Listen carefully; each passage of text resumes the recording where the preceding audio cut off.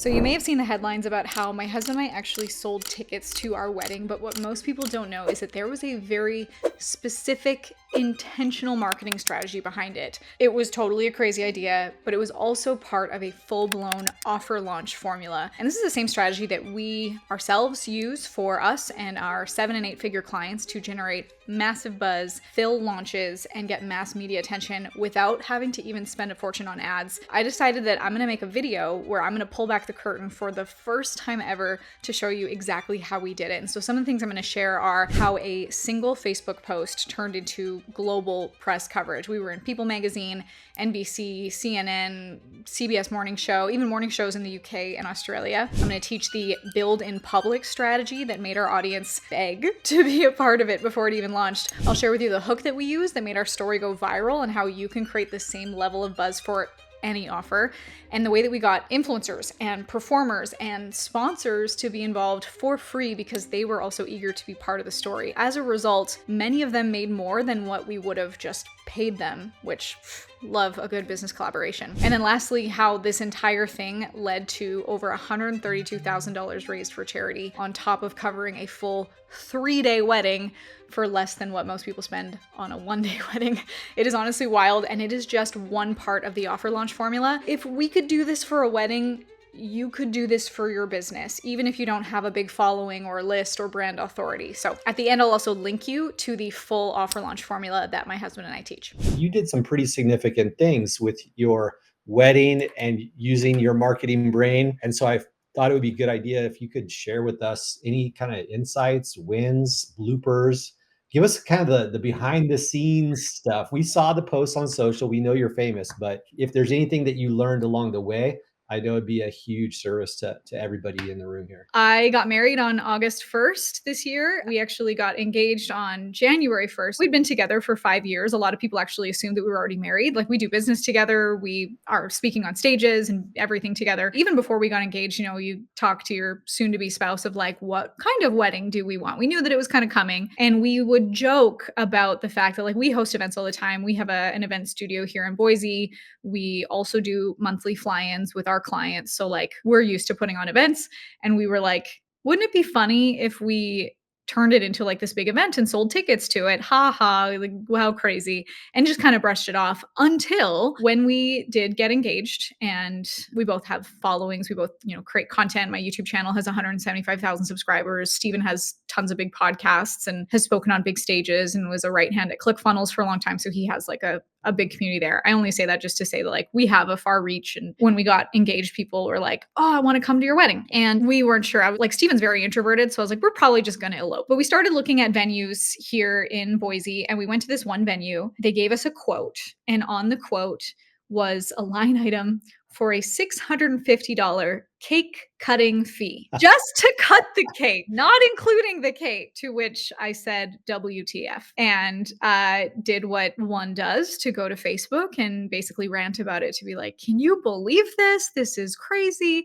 And my comments flooded with people that were saying, yeah, that's like wedding tax is a real thing. I had to pay $30 for a charger plate, like the plate that goes under the plate, like not even including the food. So the comments are, going crazy. And then that's where I said, I don't understand why people don't just sell tickets to their wedding. I've actually thought that for years, because people typically buy a gift for a wedding. And I personally, like, my perspective on that is like, you give a gift or amount of money that would like at least cover your meal, or like $100 per person that came with you to the wedding. And so I was like, why don't we just reverse that? And people buy tickets to a wedding, and then it creates this experience, and then you know who's coming, and whether you break even on the wedding or what the heck, like if you make money on it and you get to put that towards the honeymoon or a down payment on the house, like why not? And so I made a post about that, kind of joking, saying like, hypothetically, my comments flooded again with people saying, that's amazing, you should do that. We debated on it for a long time. We were like, maybe,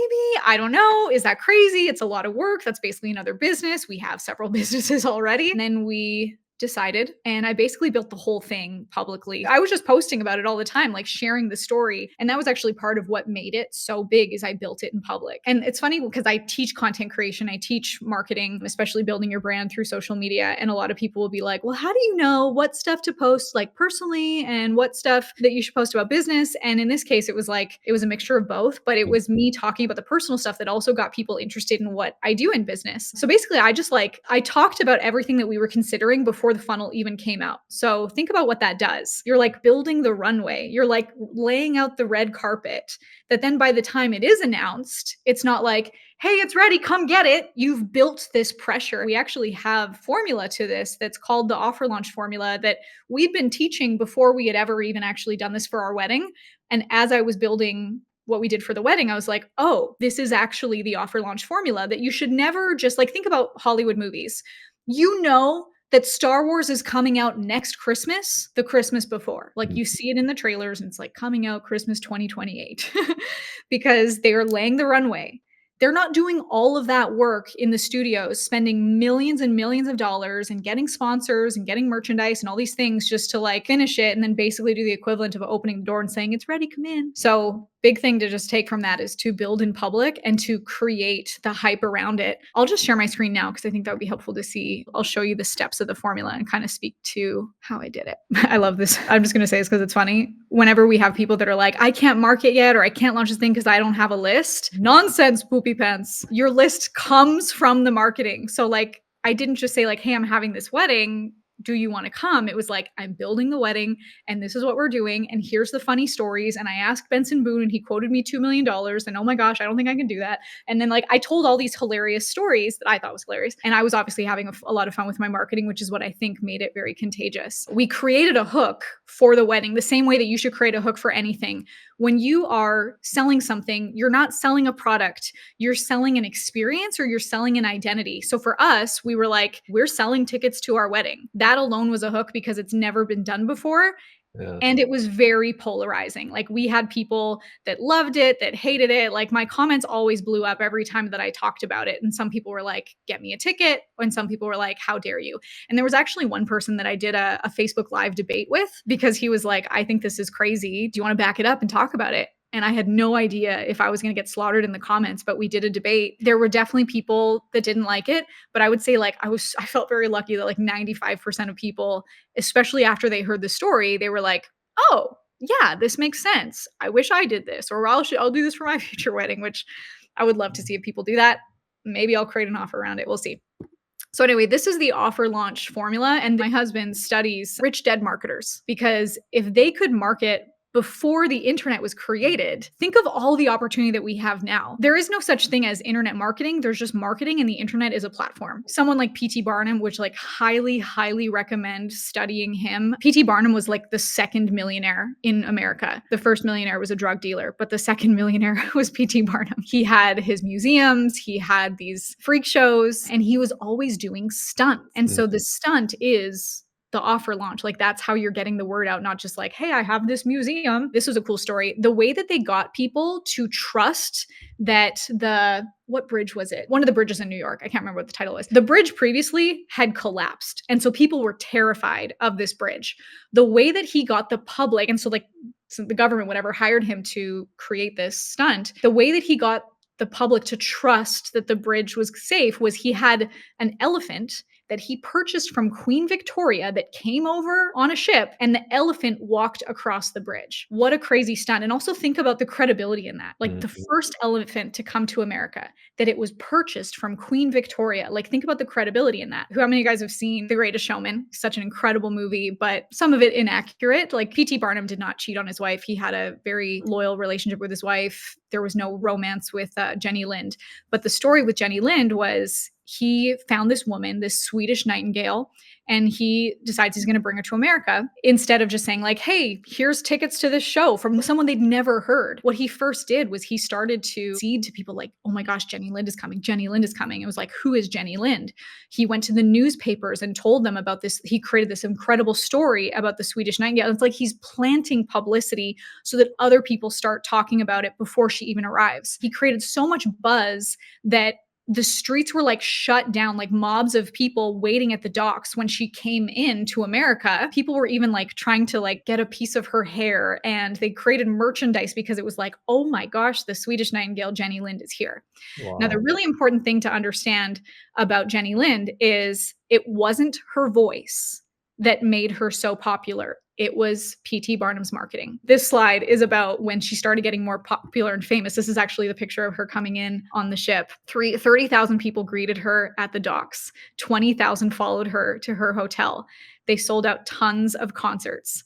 But then it kind of gets to her head that she's like, this is me. This is my voice. Why am I sharing the money with you? And he's like, okay, go for it, girl. And her shows went downhill. People stopped coming because he was the marketing machine behind it. So just the thing to get from that is to know that it doesn't matter how good the product is. It is the marketing that's going to keep it alive. So let me go back to the offer launch formula here, and I'll compare how we did that with the wedding. The earned traffic whisper. So think about P.T. Barnum being like, Jenny Lind is coming. She's the Swedish Nightingale. She sings to orphans. Oh my gosh, she's coming to America. And then also getting the newspapers to start talking about it. What we did for our wedding was we were like, hey, Facebook, if we sold tickets to our wedding, would you come? And then I keep talking about it constantly before even launching it. The next piece was the hook to other businesses or influencers. So with the Jenny Lind, they went to the newspapers. They had other musicians saying, oh my gosh, I can't believe she's coming, even if they didn't know who she was. Like, he planted the story. For us, we started posting about the businesses that were getting involved or the performers that were coming. We had a performer, a viral trombonist from America's Got Talent that performed at our wedding.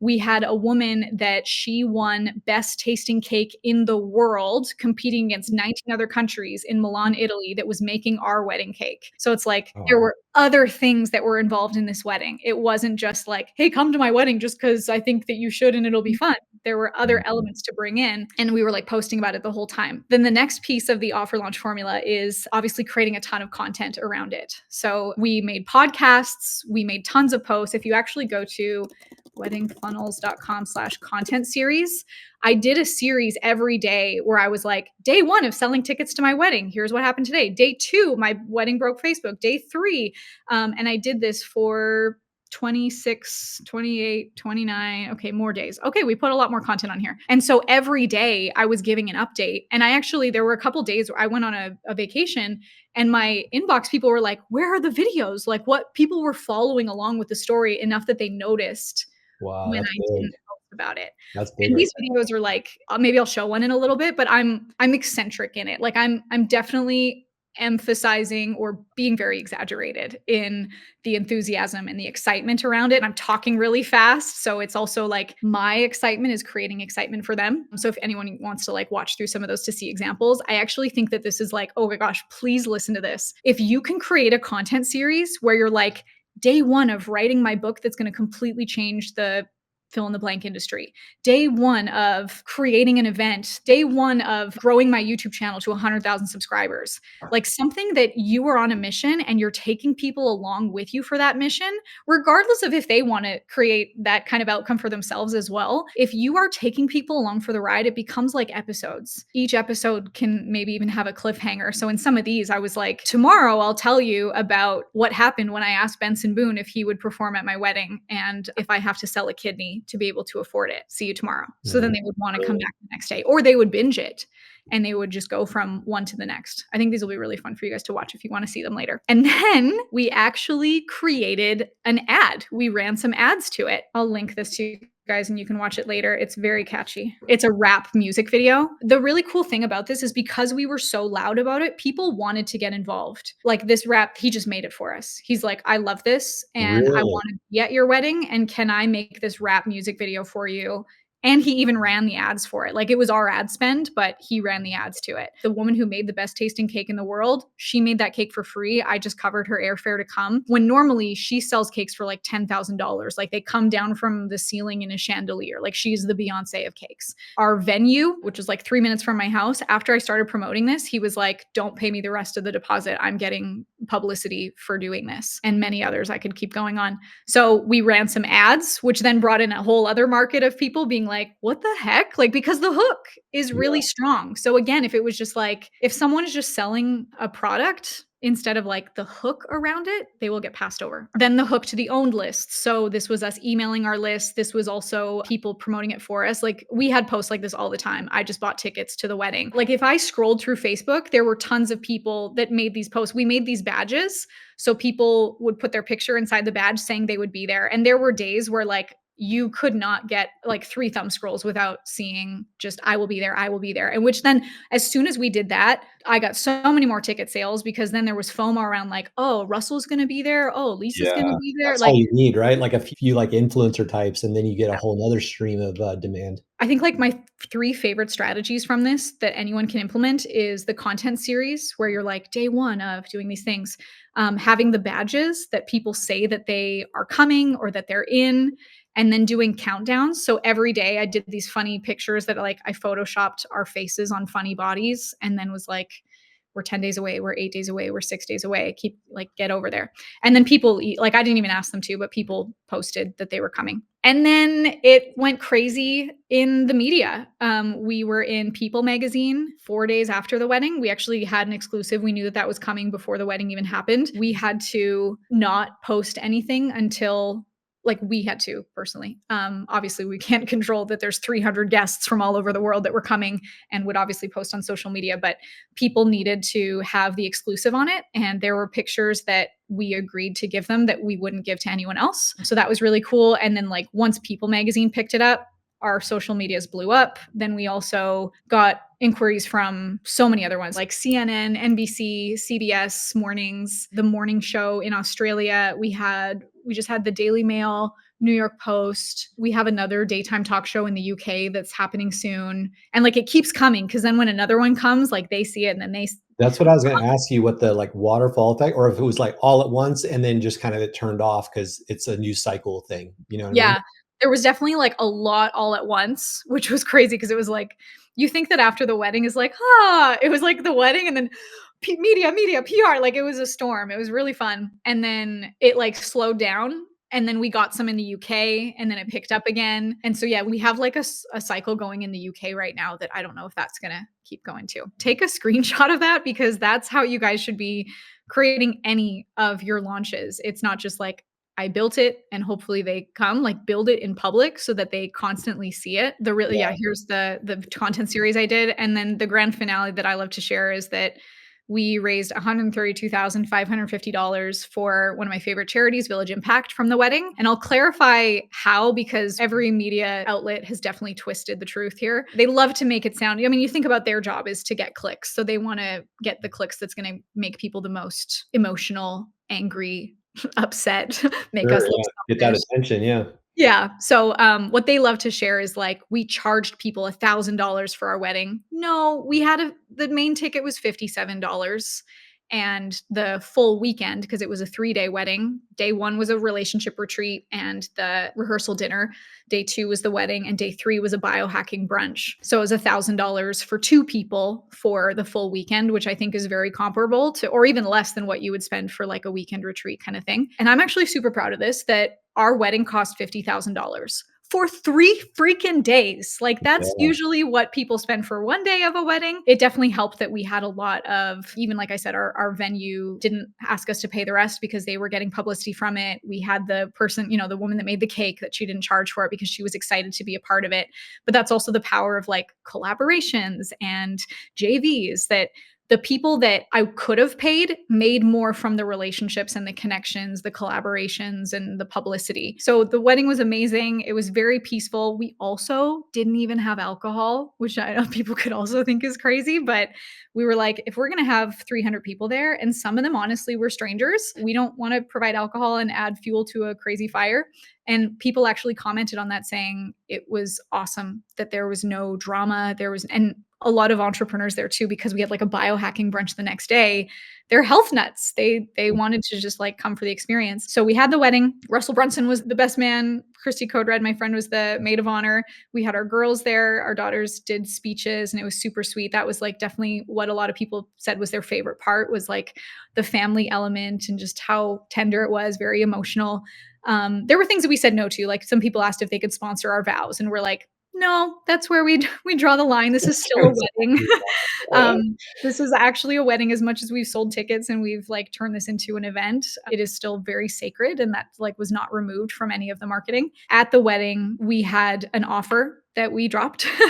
And so it was a charity offer and it was if you donate $100, you got a bracelet from that were made from kids in Kenya. If you donated $1,000, you get to come to a mastermind that we are doing here in Boise in April.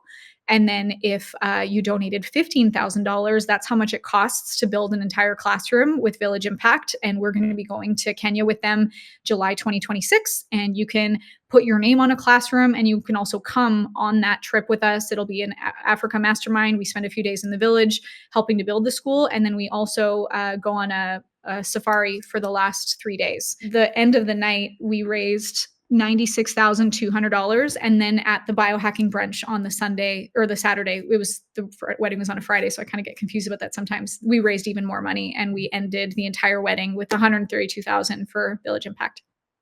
Amazing.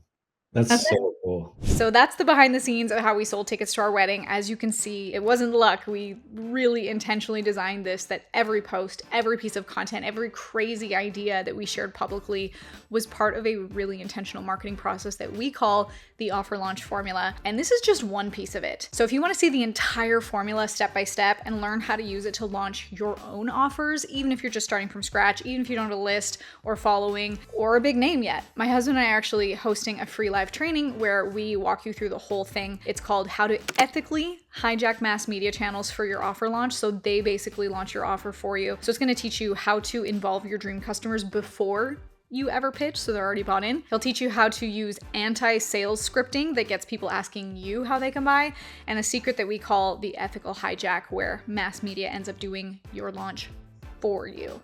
So click link below, reserve your spot, and we'll see you there.